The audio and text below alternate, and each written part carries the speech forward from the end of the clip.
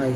അപ്പോൾ നമ്മൾ കുറേ കാലമായി ഈ ചാനലിൽ ഞാനൊരു വീഡിയോ അപ്ലോഡ് ചെയ്തിട്ട് ഏകദേശം കഴിഞ്ഞ ഒരു വർഷത്തോളം ആയിട്ട് നമ്മൾ ഇത് തുടങ്ങിയിട്ടൊരു വർഷത്തോളമായി. പക്ഷേ എനിക്ക് ഒരു വർഷത്തോളമായിട്ട് ഇതിലൊരു വീഡിയോ പോലും എനിക്ക് ഇടാൻ പറ്റിയിരുന്നില്ല. ഒരു 7-8 വീഡിയോ ഇട്ടായിരുന്നു. അത്യാവശ്യം നല്ല രീതിയിൽ റീച്ചൊക്കെ ആയി വന്നപ്പോഴേക്കും എനിക്കിത് നിർത്തേണ്ടി വന്നു. അതിൻ്റെ തുടർന്ന് കൊണ്ടുപോകാൻ പറ്റിയില്ല. ചില വ്യക്തിപരമായിട്ടുള്ള കാരണങ്ങളൊക്കെ കൊണ്ടാണ്, സത്യം ക്ഷമിക്കണം. സോ ഇപ്പം ഞാനത് ഏകദേശം വീണ്ടും ഇതൊന്ന് റീസ്റ്റാർട്ട് ചെയ്യണമെന്നുള്ളൊരു ആഗ്രഹത്തോടു കൂടി വന്നേക്കുകയാണ്. അപ്പോൾ നിങ്ങളുടെ എല്ലാവരുടെയും സഹായവും സഹകരണവും ഒക്കെ ഞാനിതിൽ പ്രതീക്ഷിക്കുകയാണ്. അപ്പോൾ നിങ്ങൾ ഇത് എന്താ ചെയ്യുക, എന്നെ ഒന്ന് ഫോളോ ചെയ്യുക. കുറച്ച് നേരം എൻ്റെ ഒപ്പം ഇരുന്ന് ഏറ്റനിരത്തണലിരുന്ന് നമുക്ക് അത്യാവശ്യം വേണ്ട കാര്യങ്ങളൊക്കെ ഒന്ന് പഠിച്ചിട്ട് പോകും. അപ്പോൾ ഇന്ന് നമ്മൾ പഠിക്കാൻ പോകുന്ന കാര്യം എന്താണെന്ന് വെച്ചാൽ പത്രം എന്ന് പറഞ്ഞു കഴിഞ്ഞാൽ തന്നെ നമുക്കറിയാം, പണ്ടത്തെ കാലത്തെ ഇപ്പോഴും പത്രം നിലവിലുണ്ട് എന്ന് പറഞ്ഞാലും പണ്ടത്തെ ജനതയെ സ്വാധീനിച്ച രീതിയിൽ ഇപ്പോൾ പത്രം സ്വാധീനിക്കുന്നുണ്ടോ എന്നുള്ളൊരു ചോദ്യം ചോദിച്ചു കഴിഞ്ഞാൽ നമ്മൾ ചിന്തിക്കേണ്ടിയിരിക്കുന്നു. അപ്പോൾ പത്രം എന്ന് പറയുന്നത് ഒരാളുടെ അന്നത്തെ കാലത്ത് ഒരാളുടെ ഒരു ദിവസം തുടങ്ങുന്നതിന് അത്രയും വളരെയേറെ സ്വാധീനം ചെലുത്തിയിരുന്ന ഏറ്റവും ചിലവ് കുറഞ്ഞ മാധ്യമങ്ങളിൽ നിന്നാണ് നമ്മുടെ ലോകത്തെ, നമ്മുടെ വീട്ടിലിരുന്നു കൊണ്ട് തന്നെ നമ്മുടെ ലോകത്തിൽ അല്ലെങ്കിൽ നമ്മുടെ രാജ്യത്ത്, സംസ്ഥാനത്ത്, നമ്മുടെ ചുറ്റുപാടുകളിൽ നടക്കുന്ന കാര്യങ്ങൾ പോലും നമ്മളെ സന്തോഷിപ്പിക്കുന്ന, നമ്മളെ സങ്കടപ്പെടുത്തുന്ന, നമ്മളെ ചിന്തിപ്പിക്കുന്ന കുറേ കാര്യങ്ങൾ നമ്മൾ അറിയുന്നുകൊണ്ടിരിക്കുന്നത് പണ്ടത്തെ ജനതകൾ എന്താ പറയുക അത്രയേറെ ഉത്കണ്ഠാകുലരായിട്ട് വികരണത്തോടുകൂടി അറിഞ്ഞുകൊണ്ടിരുന്ന ഒരു മാധ്യമം തന്നെയായിരുന്നു പത്രം. അപ്പോൾ ഈ പത്രത്തെ പറ്റി കുറച്ച് കാര്യങ്ങളാണ് നമ്മൾ ഇന്ന് ഈ വീഡിയോയിൽ പറയാൻ പോകുന്നത്. സോ പത്രസ്വാതന്ത്ര്യത്തെ പറ്റി പറയുന്ന ആർട്ടിക്കിൾ 19 ആണ്. പത്രസ്വാതന്ത്ര്യത്തെ പറ്റി പറയുന്ന ആർട്ടിക്കിൾ ഏതാണ്? ആർട്ടിക്കിൾ 19. ഈ പത്രസ്വാതന്ത്ര്യത്തെ പറ്റി ഭാഗികമായിട്ടാണ് പറയുന്നത്. പത്രസ്വാതന്ത്ര്യത്തെ പറ്റി പറയുന്ന ഭാഗികമായിട്ട് പറയുന്ന ആർട്ടിക്കിളാണ് ആർട്ടിക്കിൾ 19. 5 എസ്റ്റേറ്റുകളായിട്ടാണ് നമ്മൾ തിരിച്ചിരിക്കുന്നത്. അത് ഏതൊക്കെയാണ് 5 എസ്റ്റേറ്റുകളെന്ന് ചോദിച്ചാൽ legislative, executive, judiciary, press, people's opinion. ലേ എജു നമ്മളെല്ലാം പണ്ട് ലേ ആൾ ചിന്തിക്കുന്ന ആൾ എന്നുള്ള രീതിയിലൊക്കെ സംസാരിക്കത്തില്ലേ. സോ ലേ legislative, executive, judiciary, press, people's opinion. അപ്പോൾ പ്രസ്സാണ് പവർഫുള്ളായിട്ടുള്ള എസ്റ്റേറ്റ് ആണോ? അല്ല, പവർഫുള്ളായിട്ടുള്ള എസ്റ്റേറ്റ് ഏതാണ്? പീപ്പിൾസ് ഒപ്പീനിയനാണ്. അപ്പോൾ നമ്മുടെ പത്രം വരുന്നത് ഏതിലാണ്? പ്രസ്സിലാണ്. മനസ്സിലായി? അതാണ് ശ്രദ്ധിക്കേണ്ടത്. അപ്പോൾ പവർഫുൾ എന്ന് പറയുമ്പോൾ നമ്മൾ പെട്ടെന്ന് ചിന്തിക്കും, ഏതാ ചിന്തിക്കുക? പത്രമല്ലേ, അപ്പോൾ അത് പവർഫുള്ളാണ്, എല്ലാ കാര്യങ്ങളും അറിയില്ല. പക്ഷേ അല്ല, പൊതുജനങ്ങളാണ് ഏറ്റവും കൂടുതൽ പവർഫുള്ളായിട്ടുള്ളത്. അപ്പോൾ ഞാൻ പറഞ്ഞ അതൊന്ന് ടൈറ്റിൽ ചെയ്യണേ, കേൾക്കണേ, ശ്രദ്ധിക്കണേ. ഏറ്റവും പവർഫുള്ള് പീപ്പിൾസ് ഒപ്പീനിയനാണ്. പത്രമൊക്കെ വരുന്ന എസ്റ്റേറ്റ് ഏതാണെന്ന് ചോദിച്ചാൽ പ്രസ്സാണ്. കേട്ടോ? ഇനി അടുത്ത ഇന്ത്യയിലെ ആദ്യത്തെ ദിനപത്രം ബംഗാൾ ഗസറ്റാണ്. ആരാണ്? ഏതാണ്? ബംഗാൾ ഗസറ്റ്. അപ്പോൾ ഇന്ത്യയിലെ ആദ്യത്തെ ദിനപത്രം ഏതാണ്? ബംഗാൾ ഗസറ്റ്. ഇതിൻ്റെ സ്ഥാപകൻ ആരാണെന്ന് ചോദിച്ചാൽ ജെയിംസ് അഗസ്റ്റസ് ഹിക്കി. ആരാണ്? James Augustus hiki. കൊൽക്കത്തയിൽ നിന്നാണ് ഇംഗ്ലീഷ് ഭാഷയിൽ 1780 ജനുവരി 29. 1780 ജനുവരി 29. അപ്പോൾ നമുക്ക് ആദ്യത്തെ പത്രം ഏതാ? ബംഗാൾ ഗസറ്റ്. ഇന്ത്യയിലെ ആദ്യത്തെ പത്രം ഏതാണ്? ബംഗാൾ ഗസറ്റ്. സ്ഥാപകൻ James Augustus hiki. James Augustus hiki. ആ ഹിക്കി എന്ന് പറയുന്നതിനകത്ത് ഒന്ന് വരയിട്ടേക്കൂ. ഇത് എവിടെ നിന്നാണ് തുടങ്ങുന്നത്? കൊൽക്കത്തയിൽ നിന്നാണ്. അതും ഒന്ന് അണ്ടർലൈൻ ചെയ്തേക്കണേ, മനസ്സിലൊന്ന് അണ്ടർലൈൻ ചെയ്തേക്കണം. അപ്പോൾ ഹിക്കി കൊൽക്കത്ത ഇപ്പം അണ്ടർലൈൻ ചെയ്തിട്ടുണ്ട്. എന്നാണ്? 1780 ജനുവരി 29. 1780 ജനുവരി 29. ജനുവരി 29 കൂടി അണ്ടർലൈൻ ചെയ്തേക്കുക. അപ്പോൾ നമ്മൾ അണ്ടർലൈൻ ചെയ്തേക്കുന്നത് ഏതൊക്കെയാണ്? ഹിക്കി, ജെയിംസ് അഗസ്റ്റസ് ഹിക്കിയുടെ ഹിക്കിക്കകത്ത് അണ്ടർലൈൻ ചെയ്തിട്ടുണ്ട്. കൊൽക്കത്ത ആദ്യമായിട്ട് സ്ഥാപിച്ചു, ഇംഗ്ലീഷ് ഭാഷയിലാണ് സ്ഥാപിച്ചത്. ഇപ്പോൾ കൊൽക്കത്തയ്ക്ക് അണ്ടർലൈൻ ചെയ്തിട്ടുണ്ട്. 1780 ജനുവരി 29. അപ്പോൾ ഈ കൊൽക്കത്ത അണ്ടർലൈൻ ചെയ്തത് എന്തിനാണെന്ന് വെച്ചാൽ കൊൽക്കത്ത അഡ്വർടൈസർ എന്ന പേരിൽ ഈ ബംഗാൾ ഗസറ്റ് അറിയപ്പെടുന്നുണ്ട്. ജെയിംസ് അഗസ്റ്റസ് ഹിക്കിയുടെ ഹിക്കി എന്ന പേരല്ലേ നമ്മൾ അണ്ടർലൈൻ ചെയ്തിട്ടേക്കുന്നത്. ആ ഹിക്കീസ് ഗസറ്റ് എന്ന പേരിൽ അറിയപ്പെടുന്ന പത്രം ഏതാണെന്ന് ചോദിച്ചാൽ ബംഗാൾ ഗസറ്റാണ്. അപ്പോൾ കൊൽക്കത്ത അഡ്വർടൈസർ, ഹിക്കീസ് ഗസറ്റ് എന്ന പേരിൽ അറിയപ്പെടുന്ന പത്രമാണ് ഏത്? ബംഗാൾ ഗസറ്റ്. പിന്നെ ജനുവരി 29 അണ്ടർലൈൻ ചെയ്യാൻ പറഞ്ഞത്. ജനുവരി 29 ഇന്ത്യൻ ന്യൂസ് പേപ്പർ ഡേ ആണ്. ഏതാണ്? Indian newspaper day. അടുത്തത് November 16 national press day. National press day ആണ്. ഏതാണ്? National press day. സോ ജനുവരി 29 Indian newspaper day, November 16 national press day, November 16 national press day, May 3 ലോക പത്ര സ്വാതന്ത്ര്യ ദിനം, world press freedom day, world press freedom day. അപ്പോൾ 3 ഡേറ്റുകൾ പഠിച്ചു. ജനുവരി 29 Bengal gazette തുടങ്ങിയതാണ്. ജനുവരി 29 അതേതാണ്? Indian newspaper day. ഇനി അടുത്തേതാ? November 16 national press day, May 3 world press freedom day, ലോക പത്ര സ്വാതന്ത്ര്യ ദിനം. ദേശീയ പ്രസ് ദിനം നവംബർ 16. മനസ്സിലായല്ലോ? ജനുവരി 29 ഇന്ത്യൻ ന്യൂസ് പേപ്പർ ഡേ. ഇനി പാല് എന്ന് പറയുന്നത് പത്രം പോലെ തന്നെ പ്രധാനപ്പെട്ടതാണ്. അപ്പോൾ ജൂൺ 1 ലോക ക്ഷീരദിനം. അപ്പോൾ ഈ പത്രത്തിൻ്റെ കൂടെ തന്നെ നമ്മൾ അതുകൂടി റിലേറ്റ് ചെയ്ത് പഠിക്കുക. മനസ്സിലായോ?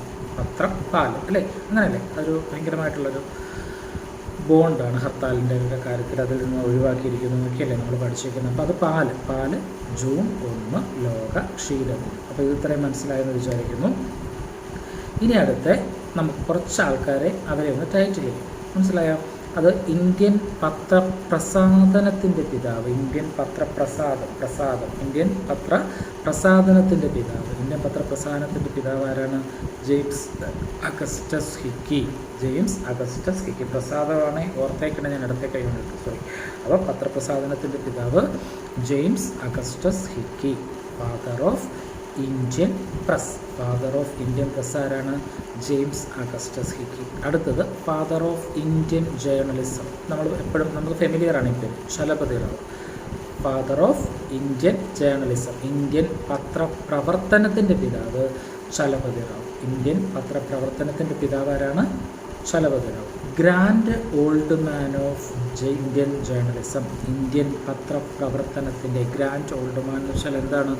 വന്ധ്യവയോധികൻ. അപ്പോൾ grand old man of Indian journalism, Indian പത്രപ്രവർത്തനത്തിൻ്റെ വന്ധ്യവയോധികൻ എന്നറിയപ്പെടുന്നത് ആരാണ്? തുഷാർ ഗാന്ധി ഘോഷ്. അപ്പോൾ ഈ 3 പേരെന്ന് ഓർത്തെ ഇതൊക്കെയാണ്. Father of Indian press, Indian പത്രപ്രസാധനത്തിൻ്റെ പിതാവ് ജെയിംസ് അഗസ്റ്റസ് ഹിക്കി, ഇന്ത്യൻ പത്രപ്രവർത്തനത്തിൻ്റെ പിതാവ് എം ചലപതി റാവു. അടുത്ത grand old man of Indian journalism, Indian പത്രപ്രവർത്തനത്തിൻ്റെ വന്ധ്യവയോധികൻ എന്ന പേരിൽ അറിയപ്പെടുന്നത് ആരാണ്? തുഷാർ ഗാന്ധി ഘോഷാണ്. ഇനി ലിബറേറ്റർ ഓഫ് പ്രസ് എന്നറിയപ്പെടുന്നത് ലോർഡ് ചാൾസ് മെറ്റ്കാഫാണ്. 1835-36 കാലഘട്ടത്തിലെ താൽക്കാലിക ഗവർണർ ജനറൽ ആയിരുന്നു ഇദ്ദേഹമാണ് പൂർണ്ണ പത്രസ്വാതന്ത്ര്യം നടപ്പിലാക്കിയത്. ഇത് പരീക്ഷയ്ക്ക് ചോദിക്കാറുണ്ട്. അപ്പോൾ പൂർണ്ണ പത്രസ്വാതന്ത്ര്യം നടപ്പിലാക്കിയത് ആരാണ്? Charles Metcalfe. 1835-36 കാലഘട്ടത്തിലാണ് അറിയപ്പെടുന്നത്. അതാണ് ലിബറേറ്റർ ഓഫ് പ്രസ്. മനസ്സിലായോ? ചാൾസ് മെറ്റ്കാഫാണ്. മനസ്സിലായല്ലോ? ഇനി അപ്പോൾ ഇത് ഇത്രയൊന്ന് ഓർത്ത് വെച്ചേക്കുക. ഇനി അടുത്തത് 1821 ഒരു പത്രം പ്രസിദ്ധീകരിക്കുകയുണ്ടായി. ബംഗാളി ഭാഷാ പത്രമായ സംവാദ് കൗമുദി. ഈ സംവാദ് കൗമുദി സ്ഥാപിച്ചത് ആരാണെന്ന് അറിയാം? രാജാറാം മോഹൻ റോയ്. 1821 ബംഗാളി ഭാഷാ പത്രമായ സംവാദ കൗമുദിയുടെ സ്ഥാപകൻ ആരാണെന്ന് ചോദിച്ചാൽ രാജാറാം മോഹൻ റോയ്. മനസ്സിലായോ? രാജാറാം പിടികിട്ടിയോ? 1821 ബംഗാളി ഭാഷാപത്രമായ സംവാദ കൗമുദി. ഇനി അടുത്ത നാട്ടുഭാഷാ പത്ര നിയമം നടപ്പിലാക്കിയത് ലിട്ടൺ പ്രഭുവാണ്. നാട്ടുഭാഷാ പത്ര നിയമം നടപ്പിലാക്കി ലിട്ടൺ പ്രഭു 1878. നമുക്കിത് തിരിഞ്ഞു പോകുന്ന ലൈറ്റാണ് കേട്ടോ, ശ്രദ്ധിച്ചു. നാട്ടുഭാഷാ പത്ര നിയമം നടപ്പിലാക്കിയതാരാണ്? ലിട്ടൺ പ്രഭു. അത് പിൻവലിച്ചു റിപ്പൺ പ്രഭു 1882. അപ്പോൾ ലിട്ടൺ ആണോ റിപ്പൺ ആണോ നടപ്പിലാക്കിയത്, പിൻവലിച്ചു എന്നുള്ളൊരു സംശയം വരും. സോ നാട്ടുഭാഷാ പത്ര നിയമം നടപ്പിലാക്കിയത് ലിട്ടൺ പ്രഭു. മനസ്സിലായോ? നടപ്പിലാക്കി. ലേന കൊണ്ടുവരിക. അപ്പോൾ ലേന എന്നുള്ളതിന് ആരാ കൊണ്ടുവന്നേ? വെച്ചിട്ടുള്ള പേരാണ് ലിട്ടൺ പ്രഭു. മനസ്സിലായി? അപ്പോൾ നാട്ടുഭാഷാ പത്ര നിയമം നടപ്പിലാക്കിയതാരാ? ലിട്ടൺ പ്രഭു. ഇനി അടുത്തതോ പറിച്ചെടുത്തുകൊണ്ട് പോയാൽ നമ്മൾ വിചാരിക്കുക, പറിച്ചെടുത്തുകൊണ്ട് പോയ റിപ്പൺ പ്രഭു 1882. 1882. അപ്പോൾ നാട്ടുഭാഷാ പത്ര നിയമം നടപ്പിലാക്കിയത് ലിട്ടൺ പ്രഭു, പിൻവലിച്ചത് റിപ്പൺ പ്രഭു. ഇനി ഏഷ്യയിലെ ഏറ്റവും പഴക്കം ചെന്ന പത്രം എന്ന് പറയുന്നില്ല, പത്രങ്ങളിൽ ഒന്നാണ്. നമ്മൾ റിലേറ്റ് ചെയ്തുകൊണ്ട് വരികയാണ്. മനസ്സിലായി? ബോംബെ സമാചാരം 1822 പുറത്തിറങ്ങിയ ഈ ബോംബെ സമാചാർ ഏഷ്യയിലെ തന്നെ ഏറ്റവും പഴക്കം ചെന്ന പത്രങ്ങളിൽ ഒന്നാണ്. അത് ഫർദുന്നി മസ്ബൻ എന്ന് പറയുന്നതാണ്. ശരിക്കും ശ്രദ്ധിക്കണം, ആ പേര് ഫർദുന്നി മസ്ബൻ. 10th ഉള്ള പേരാണ് ഫർദുന്നി മസ്ബൻ. മനസ്സിലായോ? അപ്പോൾ ഫർദുന്നി മസ്ബൻ എന്ന് പറയുന്ന ആൾ ഗുജറാത്തി ഭാഷയിലാണ് ഇത് ആരംഭിക്കുന്നത്. ബോംബെ സമാചാർ 1822. ഇനി പ്രാദേശിക ഭാഷാ പത്രങ്ങളിൽ പ്രചാരമുള്ള പത്രങ്ങളിൽ ഒന്നാണ് നമ്മുടെ മലയാള മനോരമ. കേരളത്തിലെ ആദ്യത്തെ ജോയിൻറ്റ് സ്റ്റോക്ക് കമ്പനി ഏതാണെന്ന് ചോദിച്ചാലും ഇത് തന്നെയാണ് ഉത്തരം. അപ്പോൾ 1821 സംവാദ കൗമുദി രാജാറാം മോഹൻ റോയ്, 1822 ഏതാണ് ബോംബെ സമാചാർ ഫർദുന്നി മസ്ബൻ ഗുജറാത്തി ഭാഷയിലാണ് ആരംഭിക്കുന്നത്. ഇനി അടുത്തത് ഏറ്റവും പ്രചാരമുള്ള പത്രങ്ങളിൽ ഒന്നാണ്, പ്രാദേശിക ഭാഷാ പത്രങ്ങളിലെ ഏറ്റവും പ്രചാരമുള്ള പത്രങ്ങളിൽ ഒന്നാണ് നമ്മുടെ മലയാള മനോരമ. അതിന് വേറൊരു ടൈറ്റിലൂടെ ചെയ്യാം. കേരളത്തിലെ ആദ്യത്തെ ജോയിൻറ്റ് സ്റ്റോക്ക് കമ്പനിയാണ്. കേരളത്തിലെ ആദ്യത്തെ ജോയിൻറ്റ് സ്റ്റോക്ക് കമ്പനി ഏതാണെന്ന് ചോദിച്ചാലും മനോരമയാണ്. ഇതിൻ്റെ സ്ഥാപകൻ ആരാണെന്ന് ചോദിച്ചാൽ അതുവഴി ഓടിക്കോളാനൊക്കെ നമ്മൾ കളിയാക്കി പറയാറുണ്ട്. കണ്ടത്തിൽ വർഗീസ് മാപ്പിളക്കാണ്. അത് പറയുമല്ല, നമുക്ക് ഓർത്ത് വെക്കാൻ വേണ്ടി ഞാൻ പറയുകയാണ് കേട്ടോ. കണ്ടത്തിൽ വർഗീസ് മാപ്പിള. അപ്പം നിങ്ങൾ പഠിച്ചില്ലെങ്കിൽ അതുവഴി ഓടിക്കുമെന്ന് വിചാരിച്ചോളൂ. ഓക്കെ, അപ്പോൾ കണ്ടത്തിൽ വർഗീസ് മാപ്പിള. അപ്പം മലയാള മനോരമ പത്രത്തിൻ്റെ സ്ഥാപകൻ ആരാണ്? കണ്ടത്തിൽ വർഗീസ് മാപ്പിള. ഈ മലയാള മനോരമ എന്ന് പേരിട്ട് കൊടുത്ത ഇദ്ദേഹമല്ല, അത് കേരള വർമ്മ വലിയ കോഴിത്തമ്പുരാനാണ് ഈ പത്രത്തിന് ഈ പേരിട്ട് കൊടുത്തത്. ആരാണ്? കേരള വർമ്മ വലിയ കോഴിത്തമ്പുരാൻ. അപ്പോൾ പ്രാദേശിക ഭാഷാ പത്രങ്ങളിൽ ഏറ്റവും പ്രചാരമുള്ള പത്രങ്ങളിൽ ഒന്നാണ് നമ്മുടെ മലയാള മനോരമ. കേരളത്തിലെ ആദ്യത്തെ ജോയിൻറ്റ് സ്റ്റോക്ക് കമ്പനി ഇതാണ്. ഇത് 1888 കോട്ടയത്താണ് സ്ഥാപിതമാകുന്നത്.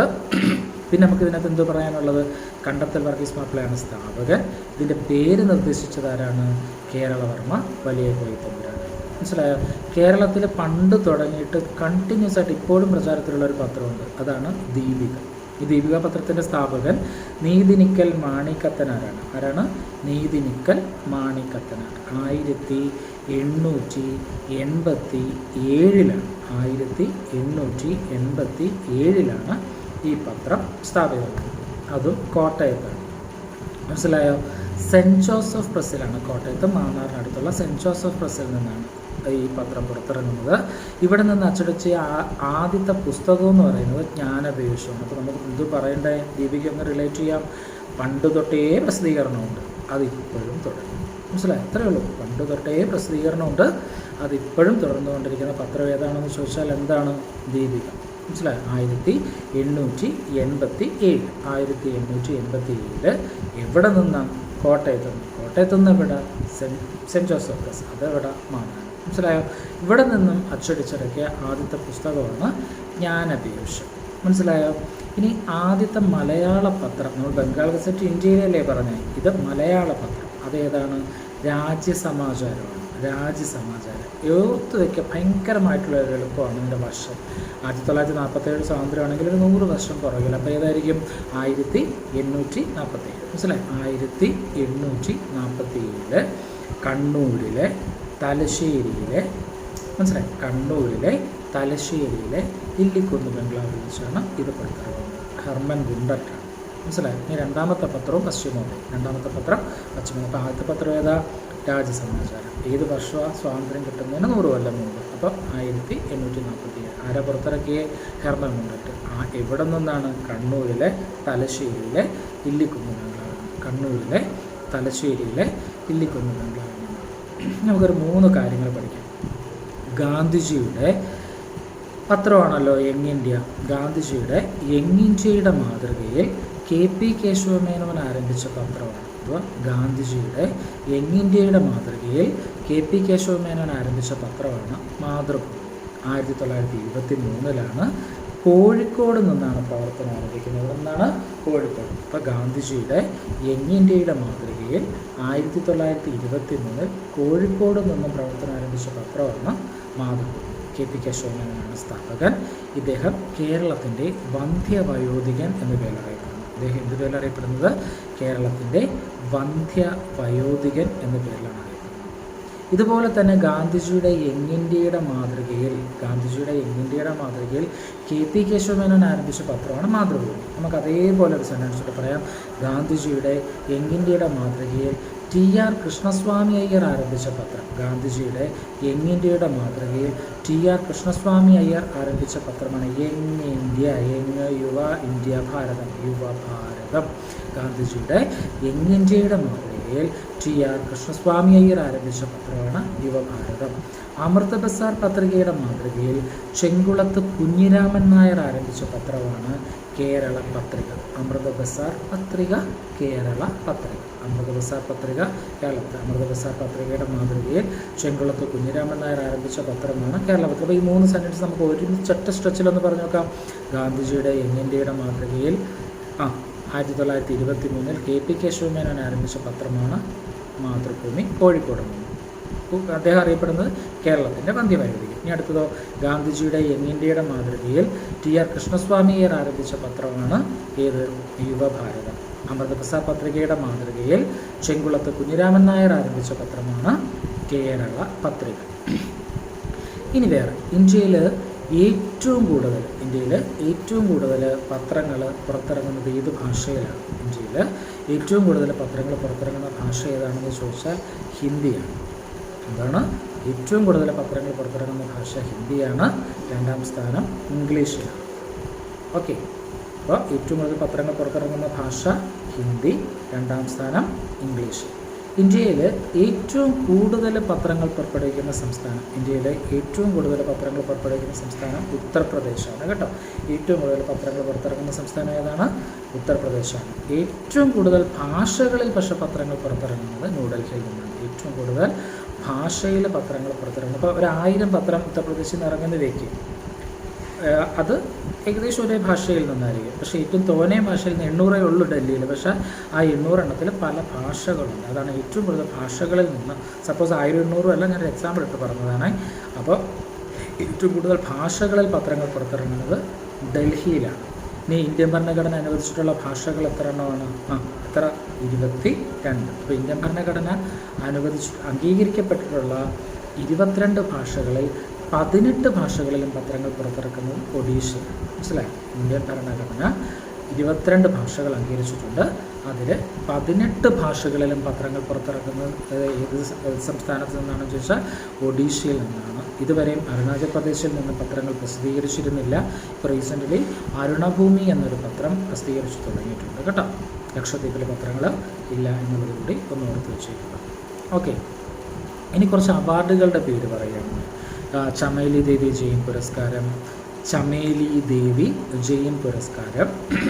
ഫിറോസ് ഗാന്ധി പുരസ്കാരം, ചമേലി ദേവി ജെയിൻ പുരസ്കാരം, ഫിറോസ് ഗാന്ധി പുരസ്കാരം, പ്രേം ഭാട്ടിയ പുരസ്കാരം, രാംനാഥ് കോയങ്ക അവാർഡ്. നമുക്ക് ഈ അവാർഡുകൾ ഒന്ന് ബൈഹാർട്ട് ചെയ്യാം.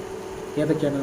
ചമേലി ദേവി ജെയിൻ പുരസ്കാരം, ചമേലി ദേവി ജെയിൻ പുരസ്കാരം ഓർത്ത് വയ്ക്കാൻ. നമ്മളെ ഫൂലൻ ദേവി ജസ്റ്റ് ഒന്ന് ഓർക്കുക. ഞാൻ ഒന്നും റിലേറ്റ് ചെയ്യല്ല, നമുക്ക് പഠിക്കാനുള്ളതിന് വേണ്ടിയിട്ട് നമ്മൾ കൊണ്ടുവരികയാണ്, പഠിക്കുന്നതിനുള്ള എളുപ്പത്തിലേക്ക്. അപ്പോൾ ചമേലി ദേവി ജെയിൻ പുരസ്കാരം. ഇനി അടുത്തത് ഏതാ? പ്രേം നസീറിനെ ഓർത്ത് കഴിഞ്ഞാൽ പ്രേം ഭാട്ടിയ പുരസ്കാരം. ഒരു ഗാന്ധി, ഫിറോസ് ഗാന്ധി, രാജീവ് ഗാന്ധി ഓർത്തോളൂ. അപ്പോൾ അതും നമുക്ക് റിലേറ്റ് ചെയ്യാൻ വേണ്ടിയിട്ടാണ് ഞാൻ ഈ ഓരോ പേരുകൾ പറയുന്നത് കേട്ടോ. അപ്പം ചമേലി ദേവി ജെയിൻ പുരസ്കാരം, പ്രേം നസീറിനെ ഓർക്കുമ്പോൾ പ്രേം ഭാട്ടിയ പുരസ്കാരം, ഫിറോസ് ഗാന്ധി പുരസ്കാരം ബഹുമാനപ്പെട്ട മുൻ രാഷ്ട്രപതി രാംനാഥ് കോവിന്ദ് എന്ന് പറയുന്ന അദ്ദേഹത്തെ ഓർത്താൽ രാംനാഥ് കോയങ്ക പുരസ്കാരം നമുക്ക് കിട്ടും. മനസ്സിലായി? രാംനാഥ് കോയങ്ക അവാർഡ്. ഈ 4 അവാർഡുകളും പറഞ്ഞല്ലോ. പരീക്ഷയ്ക്ക് ചോദിക്കാം, ഈ അവാർഡുകൾ ഏത് രംഗവുമായി ബന്ധപ്പെട്ടിരിക്കുകയാണ്? ഒന്നുമില്ല, പത്രപ്രവർത്തനവുമായി ബന്ധപ്പെട്ട അവാർഡുകളാണ്. ഏതൊക്കെയാണ് പത്രപ്രവർത്തനവുമായി ബന്ധപ്പെട്ട അവാർഡുകൾ? ചമേലി ദേവി ജെയിൻ പുരസ്കാരം, ഫിറോസ് ഗാന്ധി പുരസ്കാരം, പ്രേം ഭാട്ടിയ പുരസ്കാരം, രാംനാഥ് കോയങ്ക അവാർഡ്. അപ്പം ഇത്രയും കാര്യങ്ങൾ നല്ല വ്യക്തമായിട്ട് ഒന്ന് ഓർത്ത് വെച്ചേക്കുക. തൊട്ട് മുമ്പ് കുറച്ച് പത്രങ്ങളുടെ തൊട്ട് മുമ്പുള്ള വീഡിയോയിൽ സ്ക്രോൾ ചെയ്യുമ്പോൾ അറിയാം, കുറച്ച് പത്രങ്ങളും അവരുടെ സ്ഥാപകരെ പറ്റിയും ഞാൻ പറഞ്ഞിട്ടുണ്ട്. അപ്പോൾ അതും ഇതിൻ്റെ തുടർച്ചയായിട്ടൊന്ന് കാണാൻ ശ്രമിക്കുക.